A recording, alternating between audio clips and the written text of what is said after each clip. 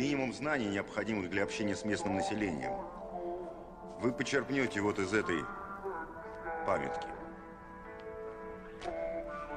Но главное, что вы должны помнить, когда пересечете границу, это то, что вы находитесь в исламском государстве.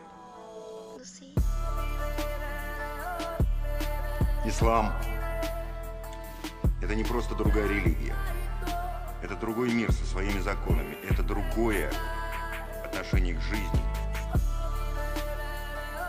и к смерти. Правоверный мусульманин не боится умереть в бою. И тот, кто погибнет, сражаясь с неверными, то есть с нами,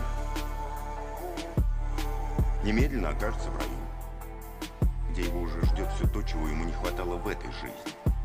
Вода, плоды садов и пышногрудые девы, гури.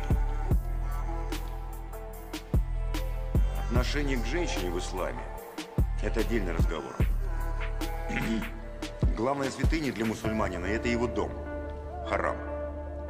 Именно отсюда произошло слово «гарем». Второе значение этого же слова – нельзя, запрещено. Смотреть на мусульманских женщин – харам. Все, что касается половых отношений – харам.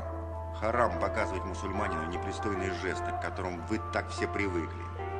За это можно получить пулю даже от мирного жителя. С другой стороны, мусульманин никогда не осквернит свой дом кровью. С того момента, как вы находитесь в кишлаке, вы гость.